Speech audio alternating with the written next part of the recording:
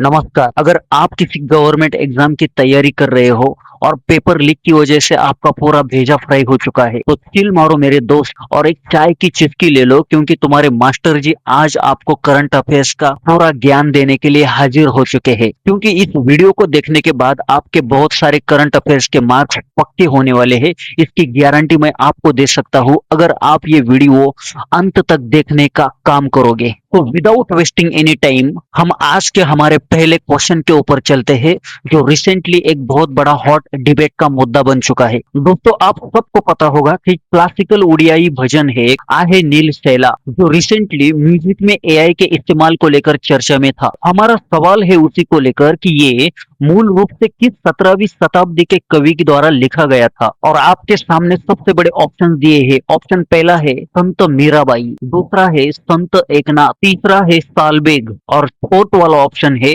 बलराम दास। और आपके इंफॉर्मेशन के लिए मैं सबसे पहले मैं खुद ही इसे बोल देता हूँ, इसका सही जवाब है सालबेग। लेकिन आपके लिए सबसे बड़ा क्वेश्चन तो ये है कि भाई ये न्यूज में क्यों आ गया? क्योंकि आप सबको आजकल पता होगा कि आजकल एआई का जमाना चल रहा है, और इस एआई के जमाने में आजकल ये रोबोट भी ना पंडित बनने की कोशिश कर रहा है। जी हाँ, बिल्कुल सही सुना आपने। हाल ही में एक एआई स्पिरिचुअल बैंड प्रोजेक्ट ने हमारे ट्रेडिशनल भक्ति गानों को भी ना एआई से रिक्रिएट करने की कोशिश की है। मतलब अब रोबोट भी भजन गाएंगे। भाई साहब, कलयुग का नेक्स्ट लेवल है ये। अब हम क्या बोल सकते हैं ना, अलग ही लेवल के यहाँ पर बंदे भी बनने वाले हैं और बन भी रहे हैं। और इसी बात को लेकर हमारा ओरिजिनल ये क्वेश्चन था कि ये ओरिजिनल मास्टरपीस को किसने लिखा था, और इसका सही आंसर है लेजेंडरी भक्त सालबेग ने। चलो इसी को लेकर मैं आपको सालबेग जी के बारे में कुछ कहना चाहता हूँ। सालबेग 17वीं सदी के एक मुस्लिम संत कवि थे, जो भगवान जगन्नाथ के बहुत बड़े भक्त बन गए थे। और आपको मैं बताना चाहता हूँ कि आहे नील शैला का मतलब होता है ओ नीले पर्वत, जो भगवान जगन्नाथ का ही एक दूसरा नाम है। तो दोस्तों, एग्जाम में अगर इस एआई म्यूजिक वाले विभाग से जुड़ा कोई सवाल आए तो याद रखना, एआई के पास भले भी चिप्स हो, पर हमारे सालबेग जी के पास आत्मा यानी कि सॉल थी।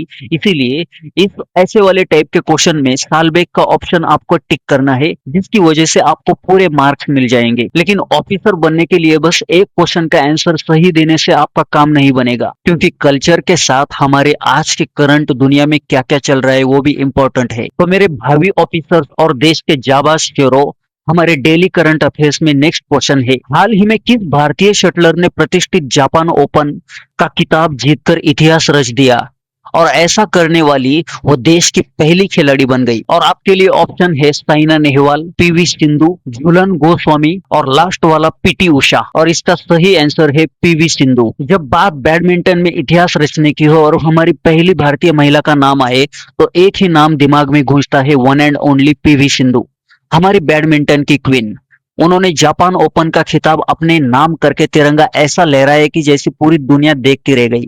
और इस ऐसे वाले क्वेश्चन में आपको बाकी के ऑप्शन साइड में रखने हैं और पीवी सिंधु के ऊपर आपको टिक करके अपने मार्क्स अपने जेब में भरने हैं। दोस्तों, एक करंट अफेयर्स भी ऐसी चीज है ना, जो पढ़ाई करने वाले बच्चों को यहाँ से वहां बहुत दौड़ाती है। क्योंकि आने वाला सवाल आप सुनकर तो हैरान होने वाले हो। आप जापान से सीधा अंतरिक्ष में जाने वाले हो, इसलिए अपनी सीट बेल्ट को जोर से बांधो और क्वेश्चन को रीड करो। हमारा क्वेश्चन है, हाल ही में किस एरोस्पेस कंपनी ने नॉर्थरोप ग्रुमेन के मिशन रोबोटिक्स व्हीकल यानी कि एमआरवी और मिशन एक्सटेंशन पॉड्स मतलब एमईपी को जो स्टेशनरी ऑर्बिट में लॉन्च किया? और इस क्वेश्चन को सॉल्व करने से पहले सारे ऑप्शन को ध्यान से देखो, क्योंकि यहाँ पर सब बड़े बड़े खिलाड़ी आने वाले हैं। आपका फर्स्ट ऑप्शन है एप्पल, दूसरा है सैमसंग, तीसरा है स्पेसएक्स और फोर्थ वाला ऑप्शन है बोइंग। दोस्तों, जब भी स्पेस में कुछ अजीब या तो फिर भारी भरकम कोई अनोखा ऐसा सैटेलाइट भेजने की बात होगी और तुम्हें इसके बारे में कुछ भी थोड़ा सा भी आइडिया नहीं है, तो 90% से लेकर 99% तक हमारे एलन मस्क भाई का जो भी दुकान है ना स्पेस वाला, उसके बारे में सोचना है। जी हाँ, इसका सही जवाब है स्पेसएक्स। इसलिए मैं आपको जाते समय एक कहना चाहता हूँ कि एग्जाम में जैसे ही दिखे कि मिशन रोबोटिक व्हीकल यानी कि अंतरिक्ष का रोबोटिक मैकेनिक, तो याद रखना है कि गाड़ी की डिलीवरी सिर्फ एक ही बंदा टाइम पर कर सकता है, और वो है हमारे एलन मस्क भाई, उनकी कंपनी स्पेसएक्स। तो इस क्वेश्चन का सही आंसर है SpaceX. Friend,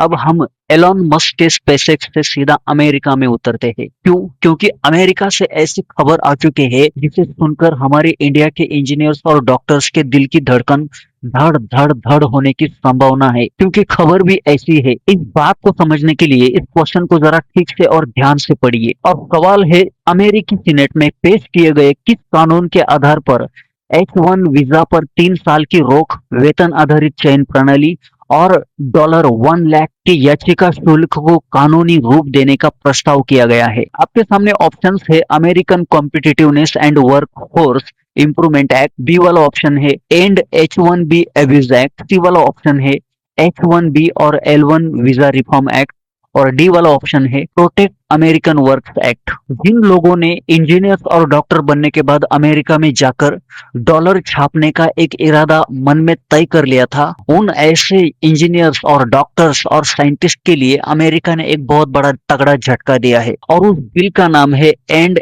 H1B abuse act. अब जरा इसके खतरनाक प्रपोजल को तो सुन लो। पहला झटका है, नए H1B वीजा पर पूरे 3 साल का ब्रेक, मतलब यानी कि नो एंट्री। दूसरा झटका है, अब लॉटरी सिस्टम नहीं चलेगा बल्कि वेतन आधारित चयन होगा, यानी जिसकी सैलरी सबसे ज्यादा भारी रकम होगी उसी को ही वीजा मिलेगा।